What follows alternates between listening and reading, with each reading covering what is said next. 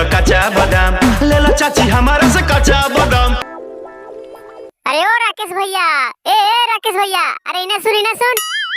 अरे का हरे बोल ना। अरे दादा, अभी तक तो दशा ना सुधरल हो, दूधे बेचते ही तहिए से। तो का करी, गाजरा के खेती करी।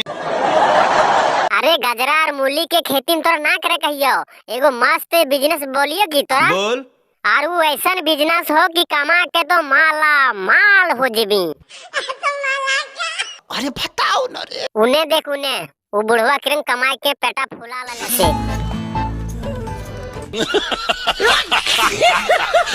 हाँ तो चल निकाल साइकिल, हम आगे बैठ के बोलबो।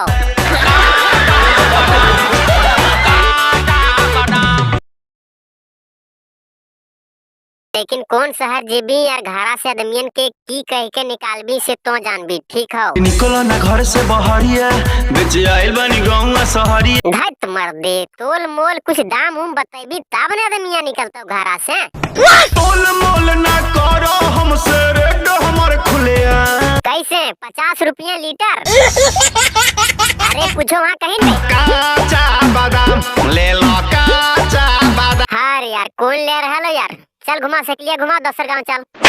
घूमते घूमत हम तो हो गई करिया। अरे राकेश वादा, ऐसा बिजनेस में एक्टिव होबे करबी त की दिक्कत हो यार।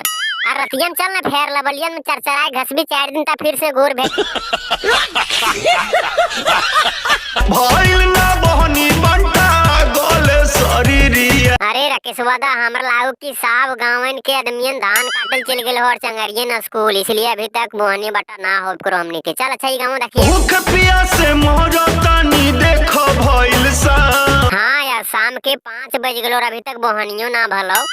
तो एक बार टीस के देखियो राकेश वादा। कच्चा बादाम ले लो, कच्चा बादाम ले लो भौजी हमारा से कच्चा बादाम। अरे राकेश वादा, भोजी भोजी की करो यार, चंगरियन के टिफिन चंगरियन के यार।